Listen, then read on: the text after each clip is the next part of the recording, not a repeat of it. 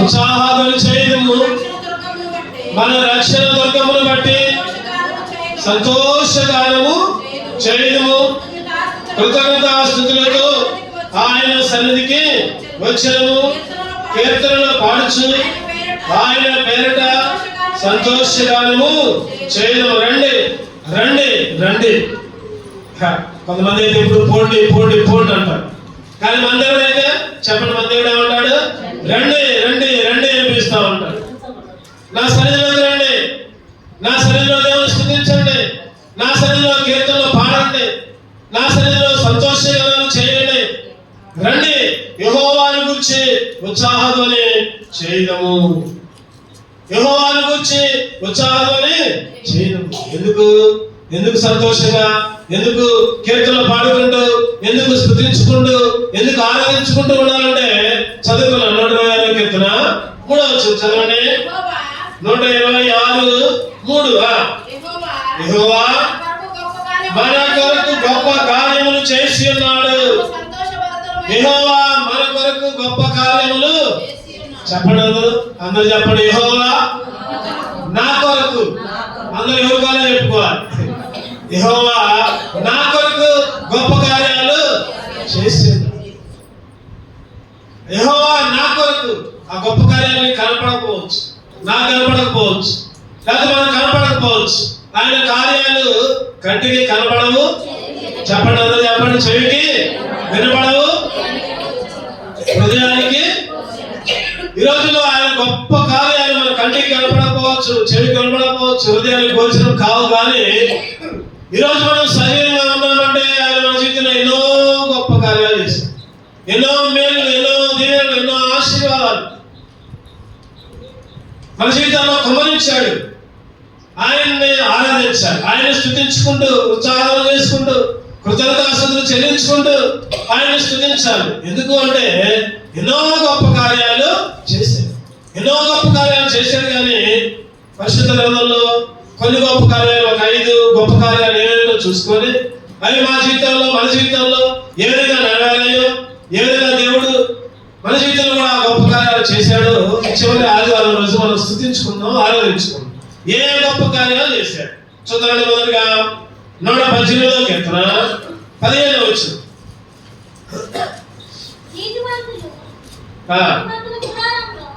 118:15. నీతిమంతుల గుడారములో రక్షణను గూర్చిన ఉత్సాహ సునాదము వినబడును.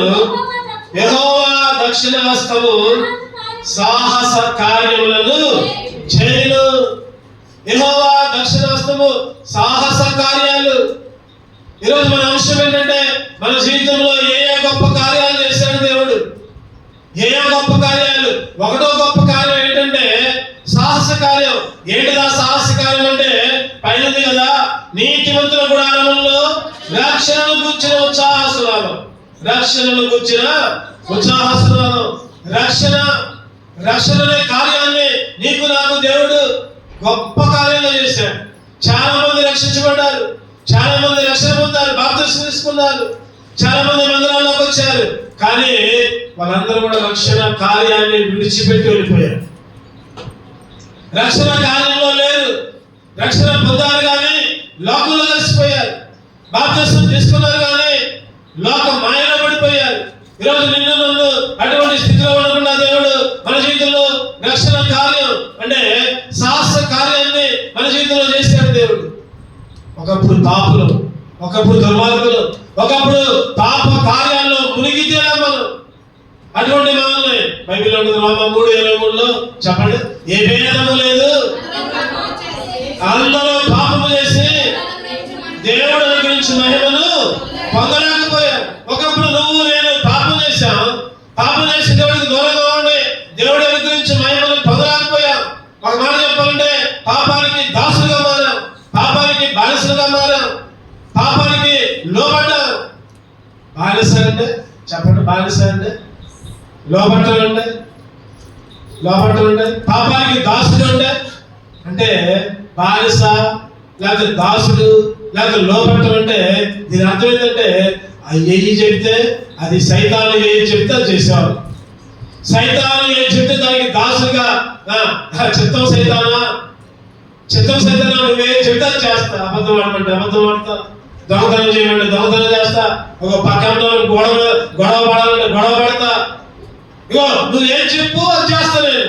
సైతానికి దాసులుగా, సైతానికి బానిసలుగా, సైతానికి లోబడే వాళ్ళగా ఒకప్పుడు నా పరిస్థితి, మన పరిస్థితి ఒకప్పుడు అది. పాపానికి దాసులుగా ఉన్నాం. యోహాను 8:34 చదివితే చదవండి. యోహాను సువార్త 8:34. యోహాను సువార్త 8:34. అందుకు యేసు పాపము చేయని ప్రతివాడును పాపములకు దాసులని మీతో నిశ్చయముగా. పాపము చేయి ప్రతివాడు అనుకోవచ్చు, నేనేం పాపం చేయలేదు అనుకోవచ్చు, నేనంతా నీతే చేస్తున్నాను కదా, నేనేం పాపం చేయట్లా, అబద్ధాలు అట్లా దొంగతనం చేయట్లా, లేకపోతే ఇంకా ఏం చేయట్లేదు కదా అనుకోవచ్చు. పాపం అంటే చెప్పండి, ఆజ్ఞ అతిక్రమమే పాపం. బైబిల్ చెప్తుంది కదా, ఆజ్ఞ అతిక్రమమే పాపం. దేవుని ఆజ్ఞని, దేవుడు ఏది చెప్తే అది చేయకుండా ఉంటే అదే పాపం. నువ్వు ఆదివారం మందిరానికి రాలేదు అంటే చెప్పండి ఏం చేసినట్టు? పాపం చేసినట్టు. నువ్వు ఆదివారం దేవుని మందిరానికి రాకుండా ఇంటి దగ్గర ఉన్నావంటే, లేకపోతే నీ అమ్మక కూడికల్లో నువ్వు హాజరు కావట్లేదంటే దాని పాపం చేసినట్టు. పాపం చేయ ప్రతివాడు కూడా పాపానికి దాసుడు. అంటే నువ్వు మందిరానికి దాసుడు కాదు, దేవునికి దాసుడు కాదు, నువ్వు ఇంటికి దాసుడివి, పాపానికి దాసుడివి, లేదా నువ్వు పనికి దాసుడివి. ఈరోజు ఏ పాపం చేయకపోయినా దేవుణ్ణి స్తుతించకపోవడమే పెద్ద పాపం, దేవుణ్ణి ఆరాధించకపోవడమే పెద్ద పాపం, దేవుని మందిరంలో గడపకుండా ఉండడమే పెద్ద పాపం. నేనే తప్పు చేయట్లా అనుకోవచ్చు, చాలా అనుకోవచ్చు, కానీ మందిరానికి రాకుండా దేవుడిని స్తుతించకపోవడం పెద్ద పాపం. అందుకనే బైబిల్ అంటుంది కదా, బైబిల్ ఏమంటుంది? సాహస కార్యాలను నీ జీవితంలో ఇచ్చా, రక్షణ ఇచ్చా, మీకు మారుమనసు ఇచ్చా, బాప్తిసం ఇచ్చా, ఇంకా ఎందుకు పాపం చేస్తున్నారు, ఇంకా ఎందుకు మందిరాన్ని మానేస్తున్నారు, ఇంకా ఎందుకు దేవుని సన్నిధిని మానేస్తున్నారు అని అడుగుతా ఉంటున్నాడు. ఈరోజు చాలా మంది అటువంటి స్థితిలోనే ఉన్నారు. చాలా మంది చాలా సందర్భాల్లో, చాలా విషయాల్లో మందిరానికి ప్రాముఖ్యత ఇవ్వకుండా పాపానికి ప్రాముఖ్యత ఇస్తున్నారు. కానీ ఈ రోజు మనల్నైతే దేవుడు సజీవంగా ఉంచాడు. దేవుని ఆరాధించేబడగా, దేవుని స్తుతించేబడగా, అయ్యా నా జీవితంలో సాహస కార్యం ఏంటంటే నా జీవితంలో రక్షణ కార్యం ఇచ్చావు. నువ్వు ఇచ్చిన రక్షణకాయ ఎలాది స్తోత్ర. నువ్వు ఇచ్చిన రక్షణకాయ ప్రభా, నా జీవితంలో రక్షణ కార్యం చేశాను, అందుకే నేను స్తుతిస్తున్నా. చదవండి, ఒకటోది రక్షణ కార్యం. ఎందుకంటే పాపము నుండి విమోచించాడు కాబట్టి. ఈరోజు ఆరాధించాడు, గొప్ప కార్యం చేశాడు. ఏంటంటే ఒకటోది రక్షణ కార్యం చేశాడు. రక్షణ కార్యం అంటే పాపము నుండి విమోచించబడతాం, పాపం నుంచి విడిపించబడతాం. గుర్తుపెట్టుకోండి మాట. రెండో చదవండి, దానియేలు 9వ అధ్యాయం. దానియేలు 9:16. దానియేలు 9:16. ప్రభువా, మా పాపము బట్టి మా పితరుల దోషము బట్టి యెరూషలేము నీ జనుల చుట్టూ ఉన్న సకల ప్రజల ఎదుట నిందాస్పదమైనది. యెరూషలేము నీకు ప్రతిష్ఠితమైన పర్వతము, ఆ పట్టణం మీదకి వచ్చిన నీ కోపమును నీ రౌద్రమును తొలగనిమ్మని నీ నీతి కార్యములన్నిటిని బట్టి విజ్ఞాపన చేసుకుంటున్నాను. నీ నీతి కార్యములన్నిటిని బట్టి. రెండోది ఏంటి చెప్పండి? నీతి కార్యం. ఒకటోది చెప్పండి, అదే చెప్పండి. ఒకటోది రక్షణ కార్యం. రక్షణ కార్యం ద్వారా ఏం జరిగింది? మేలు, పాపం నుంచి విడిపించబడ్డారు. రెండోది ఏంటంటే నీతి కార్యం. నీతి కార్యం అంటే నీతి కార్యం ద్వారా మన ప్రార్థనలన్నీ దేవుడు సన్నిధికి తీసుకున్నాడు. నీతి కార్యం అంటే ఏంటో తెలుసా? నీ మీద నా మీద ఆయన రౌద్రుడిగా ఉన్నాడు, ఉగ్రత చూపడానికి సిద్ధంగా ఉన్నాడు, కోపంతో ఉన్నాడు. అటువంటిప్పుడు ప్రార్థన చేశాం, ప్రభా నేను పాపినయ్యా, ప్రభా నా మీద నీ కోపాన్ని తీసివేయ్యా. ఎప్పుడైతే ప్రార్థన చేశామో ఆయన నీతి కార్యాన్ని నీ పట్ల నా పట్ల నెరవేర్చాడు. మన ప్రార్థనలన్నీ కూడా సఫలం చేశాడు. మన ప్రార్థనలన్నీ కూడా ఏం చేశాడంటే సఫలం చేశాడు. అందుకని దేవుని స్తుతించాలి, దేవుని ఆరాధించాలి. ప్రభా నా ప్రార్థనలన్నీ నీ సముఖానికి చేర్చుకున్నావు, ప్రభా నా ప్రార్థనలన్నీ నా మొరంతో ఆలకించావు, ప్రభా నా పట్ల నీతి కార్యాన్ని జరిగించాడు. ఆయన కోపం అంట, చెప్పండి ఎంతసేపు ఉంటుంది ఆయన కోపం నిమిషంలో మాత్రమే ఉంటుంది. ఆయన దయ ఆయుష్కం. కీర్తనలు 35 వచ్చిందామండి. కీర్తనలు 35. ఆయన కోపము నిమిషం మాత్రముండును, ఆయన దయ ఆయుష్కాలం అంతా. ఆయన కోపం వచ్చి మనలాగా అంటారు, అప్పుడప్పుడు ఏమంటారు, నేను సచ్చిందాకా ఆయనతో మాట్లాడు, నేను సచ్చిందాకా వాళ్ళ ఇంటికి పోవాలి. అప్పుడప్పుడు శబ్దాలు పోతాం మనం కూడా. నేను చస్తే కానీ నేను మాట్లాడినాను, నేను చచ్చిందాకా వాళ్ళ ఇంట్లో అడిగి పెట్టినాను. కానీ దేవుడి కోపం ఎంత మట్టుకంట నిమిషం మట్టుకే. నిజంగా ఆలోచిస్తే మన కోపం కూడా అంతే ఉండాలి. కోపం వచ్చింది ఎవరికైనా కోపం వచ్చింది, కానీ మన కోపం కూడా నిమిషం ఉండాలి. తర్వాత మళ్ళీ మంచిగానే ఉండాలి, తర్వాత మంచిగానే మాట్లాడుకోవాలి. ఆయన కోపము నిమిషం మాత్రమే ఉండదు, ఆయన దయ, చెప్పండి దయ ఆయుష్కాలం అంతా. దయ అంటే జీవించే అంతసేపు ఆయన నీ మీద దయ చూపిస్తూనే ఉంటున్నాడు. ఈరోజు దేవుని ఆరాధించాలి. ప్రభా ఎన్నోసార్లు నీకు వ్యతిరేకంగా తిరిగా, ఎన్నోసార్లు అబద్ధం ఆడా, ఎన్నోసార్లు 2024వ సంవత్సరంలో ఎన్నోసార్లు నీకు వ్యతిరేకంగా ఉన్నా, ఎన్నోసార్లు నీ మందిరంలోకి రాలా, ఎన్నోసార్లు నీ రక్షణ కార్యాన్ని విడిచిపెట్టా, ఎన్నోసార్లు తగాదాలు, ఎన్నోసార్లు అవమానాలు, ఎన్నోసార్లు నీకు వ్యతిరేకమైన జీవితం. అయినా కానీ నీ దయ నా మీద చూపించి నా మీద నీతి కార్యాన్ని చేసి, నా మీద నీతి కార్యాన్ని చేసి నా మొరలన్నీ కూడా ఆలకించావు, నా ప్రార్థనలన్నీ కూడా ఆలకించావు. కార్యము సఫలం చేసే తండ్రి అంట. ఏ తండ్రి? మన తండ్రి చెప్పండి. 57వ కీర్తన 2వ వచనం చదవండి. 57వ కీర్తన 57:2. మహోన్నతుడైన దేవునికి, నా కార్యము సఫలము చేయ దేవునికి నేను మొరపెట్టుచున్నాను. చెప్పండి, ఎవరికైనా మనం మొరపెట్టేది? నా కార్యము సఫలము చేసే దేవుడికి, నా కార్యము సఫలము చేసే దేవుడికి నేను మొరపెట్టుచున్నాను. నా మొర ఈరోజు మనం ప్రార్థన, మన మొర దేవుడు అంగీకరిస్తానికి సిద్ధంగా ఉన్నాడు. ఆయన దయ ఆయుష్కాలంతో ఉంటుంది, ఆయన కోపం నిమిషమే. ఈరోజు ఎందుకు ఆరాధించాలంటే, ప్రభా పాపినైనా కూడా, దుర్మార్గునైనా కూడా, నీ మందిరానికి రాకపోయినా కూడా, నీ మందిరంలో గడపకపోయినా కూడా, నీ సన్నిధిలో ఉండకపోయినా కూడా, ప్రభా నా మీద దయ చూపించా, నా మీద కరుణ చూపించా, ప్రభా నన్ను ప్రేమించా. 2024 సంవత్సరంలో చివరి ఆదివారం దాకా కూడా నన్ను క్షేమంగా ఉంచాను ఆయన. ప్రభా నీ కార్యాలు ఎంతో గొప్పవి, నీ కార్యాలు ఎంతో, అందుకే నిన్ను ఆరాధిస్తాను. నా జీవితంలో నీతి కార్యాన్ని నా పక్షాన నెరవేర్చా, నా జీవితంలో రక్షణ కార్యాన్ని నా పక్షాన ఉంచావు. చెప్పండి, రక్షణ కార్యం ద్వారా పాపం నుండి విడిపించాడు. రెండవది నీతి కార్యం ద్వారా మన ప్రార్థనలన్నీ కూడా ఆయన సన్నిధిలో చేర్చుకున్నాడు. అందుకే స్తుతించాలి. 3వ చూద్దామండి. 3వ విషయం దానియేలు 6వ అధ్యాయం 27వ వచనం. దానియేలు గ్రంథం 6:27. ఆయన నన్ను విడిపించువాడును, రక్షించువాడును, పరమందును భూమి మీదను సూచక క్రియలను ఆశ్చర్య కార్యములను చేయవాడు. ఆయనే సింహముల నోటి నుండి దానియేలును, చెప్పండి 3వ కార్యం ఏం చెప్పండి? ఆశ్చర్య సూచక క్రియలు.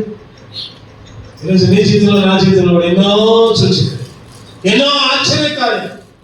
ఈరోజు దేవుని ఎందుకు స్తుతించాలి, ఎందుకు ఆరాధించాలంటే దేవా నా జీవితంలో, నా కుటుంబంలో, నా పిల్లల పట్ల, నా కుటుంబం పట్ల, నా పనుల పట్ల ప్రభా ఎన్నో సూచక్రియలు చేశావు, ఎన్నో ఆశ్చర్య కార్యాలు చేశావు. ఆశ్చర్యకార్యం అంటే ఏంటి చెప్పండి? ఆపద నుంచి విడిపించబడి, ఆపద నుంచి రక్షించడం. అక్కడ దానియేలుకి పెద్ద ఆపద వచ్చింది. ఎక్కడేశారు దానియేలు? ఎక్కడేశారు? నెలలో ఇలా ఇది ఎదుగొట్టుకోవాలట్లా సింహపు బోన్లో వేశారు. సింహాలకి అన్నం పెట్ట, ఒక వారం దాకా అన్నం పెట్ట.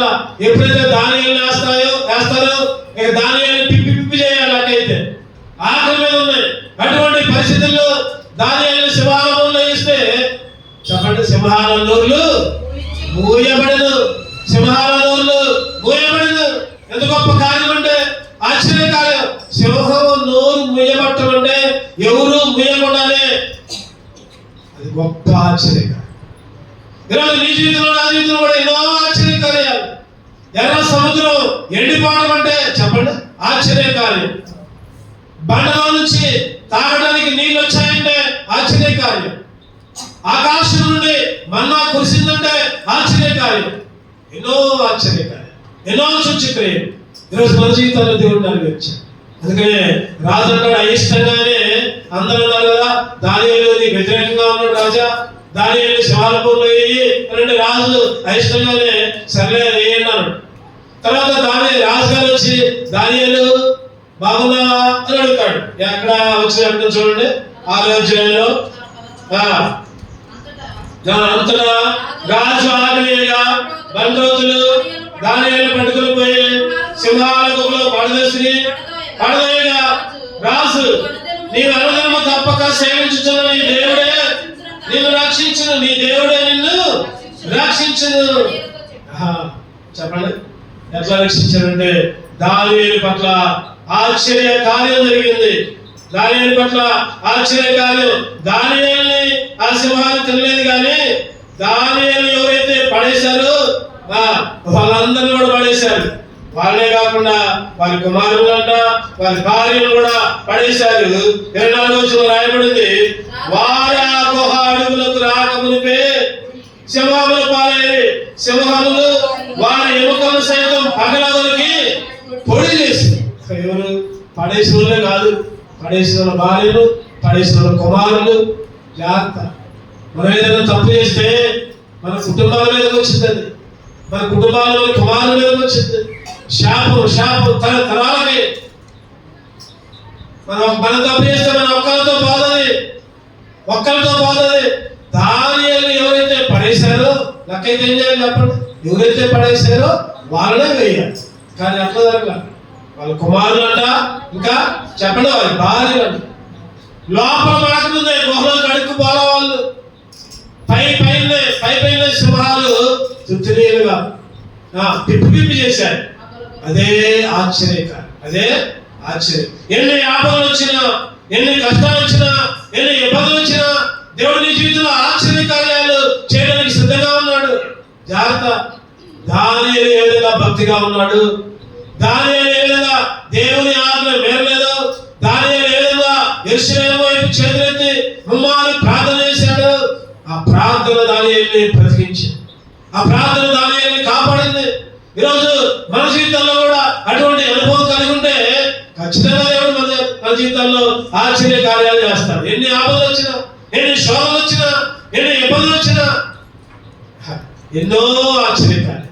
అందుకనే భక్తులు పాట రాస్తాడు. ఏంటంటే అది, ఆపద దినములలో నా ప్రభుని వేడితిని, ఆపద దినములలో నా ప్రభుని తలచితిని, దేవాని దయతోడనే నాథా ఆశ్రయం పొందితిని, దేవాని దయతోడనే నాథా ఆశ్రయం పొందితిని, నా ప్రియమైన యేసు ప్రభు వేలాది స్తోత్రములు, నేనిచ్చిన రక్షణకై దేవా స్తోత్రములు, నీవు చేసిన ఉపకారముకై దేవా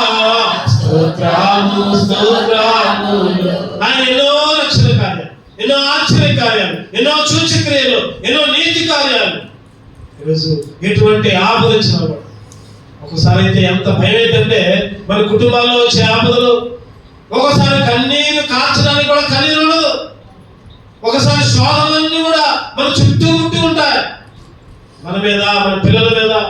మనం ఎప్పుడైతే దేవుల్లో భక్తిగా ఉంటామో, ఎప్పుడైతే దేవుని సన్నిధిలో అడుగు పెడతామో, దేవునికి ప్రార్థన చేస్తూ ఉంటామో, అప్పుడే అన్ని చుట్టుముట్టుకుంటాయి. అన్ని ఆరోగ్యం బాగోదు, ఏదో శోధనలు, కుటుంబంలో శోధనలు, ఆర్థిక అక్కర్లు, అప్పుల భారాలు, సమస్యలు, భర్తతో, భార్యతో, పిల్లలతో, రకరకాల సమస్యలు అన్ని కూడా ఆపదలు విన్నట్టు ఉంటాయి. ఎవరికి వచ్చాయి బైబిల్ అట్లా చెప్పండి? యోబు గారికి వచ్చాయి. అన్ని చుట్టుముట్టాయి, అన్ని చుట్టుముట్టాయి. ధైర్యాన్ని విడిచిపెట్టలా. యెహోవా ఇచ్చెను, యెహోవా తీసుకుందు, ఆయనకే స్తుతి. ఈరోజు మన జీవితంలో ఎన్నో ఆపదలు రావచ్చు, మన కుటుంబాల్లో ఎన్నో ఆపదలు రావచ్చు, ఎన్నో ఇబ్బందులు రావచ్చు, ఎన్నో కష్టాలు, నష్టాలు, ఎన్నో మరణాలు, ఎన్నో రోగాలు, ఎన్నో అపాయాలు సొంత బిడ్డ ఎదురు తిరగవచ్చు. అయినా కానీ దేవుడు మన జీవితంలో ఏం చేశాడు చెప్పండి? ఆశ్చర్యకార్యాలు. ఆయన ఆశ్చర్య కార్యం ద్వారా ఆపద నుంచి విడిపించాడు, ఆపద నుంచి తప్పించాడు. ఈరోజు ఆరాధించాలి మనం. ప్రభా నువ్వు ఇచ్చావయ్యా రక్షణ కార్యం అంటే పాపాల నుంచి విడిపించాడు. ప్రభా రెండవగా నా జీవితంలో నీతి కార్యం చేశాడు ఆయన. నీతి కార్యం అంటే ఎన్నోసార్లు ప్రభా నీ వ్యతిరేకంగా ఉన్నా కూడా నీ కోపం నా మీద ఉంచుకోకుండా, ప్రభా నీ దయ నా ఆయుష్కాలంతో ఉంచి, నా ప్రార్థనలు ఆలకించి, నా కార్యాలు సఫలం చేశావు. మూడవదిగా ప్రభా నా జీవితంలో ఎన్నో ఆపదలు నన్ను వెంటాడుతూ ఉంటుండగా, ప్రభా నా జీవితంలో ఆపదలను చుట్టుముట్టి ఉంటుండగా, ప్రభా నా జీవితంలో ఆశ్చర్య కార్యాలు చేశావు. అందుకే నిన్ను ఆరాధిస్తున్నాను. 4వ చూద్దామండి. యోబు గ్రంథం 5వ అధ్యాయం 9వ వచనం. యోబు గ్రంథం 5:9, 423 పేజీ. ఆయన పరిశోధింపజాలని మహాకార్యములను లెక్కలేనని అద్భుత క్రియలను. చెప్పండి ఏ కార్యాలంటే సరే? మహాకార్యాలు. ఆయన పరిశోధింపజాలని. నీకు నాకు అర్థం కావాలి కార్యాలు. ఏ కార్యాలు ఉంటాయి? మహాకార్యాలు, అద్భుత కార్యాలు. చెప్పండి దేని ద్వారా అద్భుత కార్యాలు జరుగుతున్నాయంటే ఈ ప్రకృతి ద్వారా. సూర్యుడు, చంద్రుడు, నక్షత్రాలు, పగలు, రాత్రి ఆయన నడిపించడం, ఆయన కాపాడటం. అందుకనే ద్వితీయోపదేశ కాండంలో 6వ అధ్యాయం 22వ వచనం ఒక మాట ఉంటుంది, చూద్దామండి. ద్వితీయోపదేశ కాండం 6:22, పేజీ నెంబర్ 151. మరియు యెహోవా ఐగుప్తు మీదను, ఫరో మీదను, అతని ఇంటి వారందరి మీదను బాధకరమైన గొప్ప సూచక్రియలను, అద్భుతములను మన కన్నుల ఎదుట కనుపరిచి. చాలు. ఐగుప్తు మీద, ఫరో మీద, అతని ఇంటి వారి మీద ఎన్నో అద్భుత కార్యాలు. ఎన్నో చెప్పండి కార్యాలు, అద్భుతాలు, సూచక్రియలు, అద్భుత కార్యాలు, మహాకార్యాలు, రకరకాల తెగుళ్ళు, రకరకాల ఫరో మీదకి, ఫరో ఐగుప్తు మీదకి, ఈరోజు మన జీవితంలో కూడా సైతాన్ మీదకి ఎన్నో అద్భుత కార్యాలు. సైతాన్ నుంచి విడిపించడానికి దేవుడు గొప్ప కార్యాలు చేశాడు. ఆ రోజు యెహోషువ ప్రార్థన చేస్తే ఏం జరిగింది? సూర్యుడు అక్కడ నిలబడ్డాడు, చంద్రుడు అక్కడ నిలబడ్డాడు. రాత్రి ఉన్నట్ల ఎంతసేపు చూసిన చీకటే. తెల్లారింది, 7 అయింది, ఇంకా చీకటే.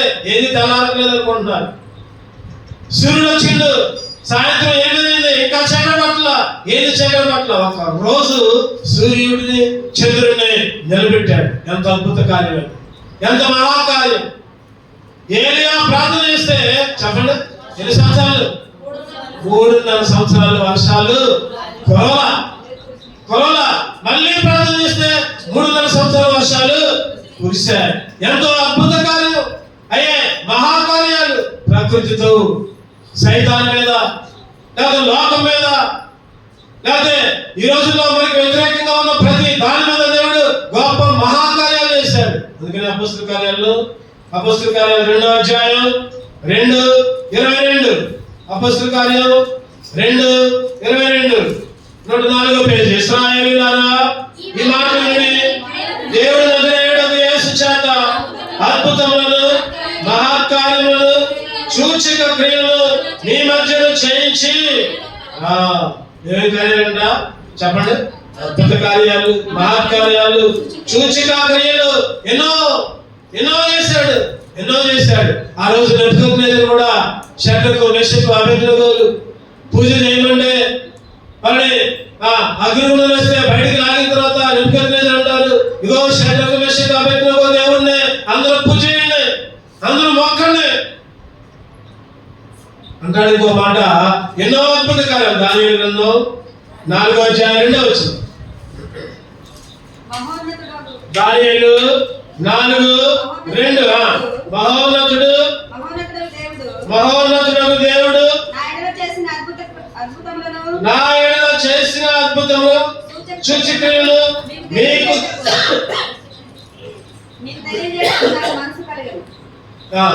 మహోన్నతుడు దేవుడు నా ఎడల చేసిన అద్భుతములను సూచక్రియలను మీకు తెలియజేయడం నాకు.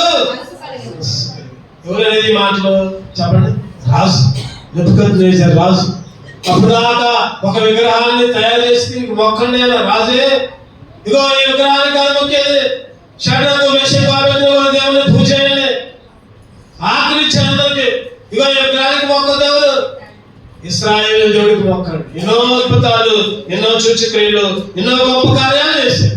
ఈరోజు మన జీవితాల్లో కూడా ఎన్నో అద్భుత కార్యాలు, ఎన్నో సూచక్రియలు, ఎన్నో మహాకార్యాలు చేశాడు. అందుకే దేవుణ్ణి స్తుతించారు. చివరిగా చూద్దామండి, 5వదిగా ఇంకా ఏ కార్యం చేశాడంటే హబక్కూకు 3వ అధ్యాయం 2వ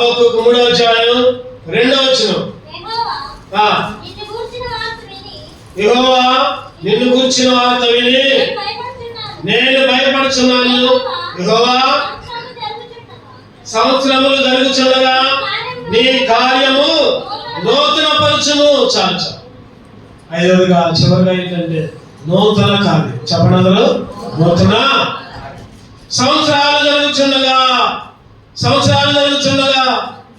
నూతన కార్యం. చెప్పండి, ఒకటి ఏ కార్యం చేశారు? అది చెప్పుకుందాం. ఒకటోది రక్షణ కార్యం. రక్షణ కార్యం ద్వారా ఏం జరిగింది? పాపం నుంచి విడిపించబడ్డాం. రెండోది నీతి కార్యం. నీతి కార్యం ద్వారా మన ప్రార్థనలన్నీ కూడా ఆలోచించాడు, సఫలం చేశాడు. మన కార్యాలన్నీ కూడా సఫలం చేశాడు. మూడోది ఆశ్చర్య కార్యం. ఏంటిది ఆశ్చర్య కార్యం? ఆశ్చర్య కార్యం అంటే ఆపదలన్నింటిలో నుంచి విడిపించాడు. ఆపదలన్నింటిలో కూడా విడిపించాడు. నాలుగోది మహాకార్యం. ఏంటిది మహాకార్యం అంటే ప్రకృతి సంబంధంగా వాతావరణం ద్వారా గాలి, నీరు, లేకపోతే సూర్యుడు, చంద్రుడు, లేకపోతే ఎన్నో మేలు, ఎన్నో సూచక్రియలు. ఆ రోజు ఫరోకి ఐగుప్తు దేశానికి ఈరోజు మన జీవితంలో కూడా మహాకార్యాలు చేశారు. చివరిగా నూతన కార్యం. నూతన కార్యాలు అంటే మన జీవితంలో అనేకమైన నూతన క్రియలు చేసి, నూతన కార్యాలు మన జీవితంలో ఎన్నో నూతన క్రియలు. అందుకని దావీదు అన్నాడు కీర్తనలు 33:3 చదవండి. కీర్తనలు 33:3 ఆయన గూర్చి నూతన కీర్తన పాడుడి, ఉత్సాహంతో ఇంపుగా వాయించుడి. నూతన కీర్తన. ఈరోజు మనం నూతనంగా ఆరాధించాం దేవుడు. ప్రభా నా జీవితంలో నూతన కార్యం చేశా, నూతన కీర్తన పాడుకోవాలి. యెషయా 43:19 కూడా. యెషయా 43:19. యెషయా 43:19. ఇదిగో నేను ఒక నూతన క్రియ చేయించున్నాను. ఇదిగో నేను ఒక నూతన క్రియ చేయించున్నాను, ఇప్పుడే అది మొలుచును, మీరు దాన్ని ఆలోచింపరా? నేను అరణ్యంలో త్రోవ కలుగు చేయించున్నాను. నేను అరణ్యంలో త్రోవ, ఇంకా ఎడారిలో నదులు, అరణ్యంలో త్రోవ. రానున్న రోజుల్లో ఎడారి ప్రాంతమైన రోజులు, అరణ్యపు రోజులు రాబోతున్నాయి మన జీవితంలో. అటువంటి అరణ్యముల్లో, అటువంటి ఎడారుల్లో దేవుడు అంటున్నాడు కదా, మీకు త్రోవ సిద్ధం చేస్తున్నా, మీకు మార్గాలు సిద్ధం చేస్తున్నా. నూతన కార్యం ఇది మన జీవితం. మన జీవితంలో నూతన కార్యం ఏంటంటే మన త్రోవలన్నీ కూడా దేవుడు సరళం చేస్తున్నాడు, మన మార్గాలన్నీ కూడా చక్కబరుస్తున్నాడు, మన మార్గాల్లో విశాఖలు గురిస్తున్నాడు. దేవుని అందుకే ఆరాధించాడు. ప్రభా నా జీవితంలో నూతన కార్యాలు చేస్తున్నా, నూతన మార్గాల్ని నాకు సిద్ధం బలపరుస్తున్నావు. యెషయా 40:31. యెషయా 40:31 చదవండి. యెహోవా కొరకు ఎదురు చూచువారు నూతన బలం పొందుదురు. వారి పక్షిరాజులే రెక్కలు చాపి పైకి ఎగురుదురు. అలయక పరిగెత్తుదురు.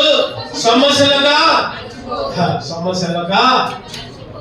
చూడండి, యెహోవా కొరకు ఎదురు చూసే వాళ్ళకి ఏమొచ్చిందంట? నూతన బలం. ఈరోజు నీ జీవితంలో, నా జీవితంలో నూతన క్రియ, నూతన మార్గం. ఎడారుల్లో, అరణ్యాల్లో, ఎన్నో కఠినమైన పరిస్థితుల్లో దేవుడు చక్కటి త్రోవ చేస్తున్నాడు. ఇంకా అలవాటు ఉండదు, సమస్యలు ఉండదు, అలసిపోయేది ఉండదు. ఇంకేమొచ్చిందంట? నూతన బలం. నూతన ఈరోజు ప్రభా నా జీవితంలో నూతన కార్యాలు చేశాను. నా జీవితంలో నూతన కార్యాలు, నాయన నూతన క్రియలు ప్రభా, నూతన బలం నా జీవితానికి అనుగ్రహించావు. అలసిపోయేది లేదు, సమస్య లేదు పోయింది ప్రభా. నీ మందిరంలోనే నూతన బలం పొందుకునే బిడ్డగా నా జీవితంలో నూతన కార్యం చేశావు. అందుకే నిన్ను ఆరాధిస్తాను. అటువంటి ఆరాధన చేసే బిడ్డగా దేవుడు మనందరూ కూడా సిద్ధపరుచును గాక. ఆమేన్. 2 ఒక పాట పాడుకుందాం.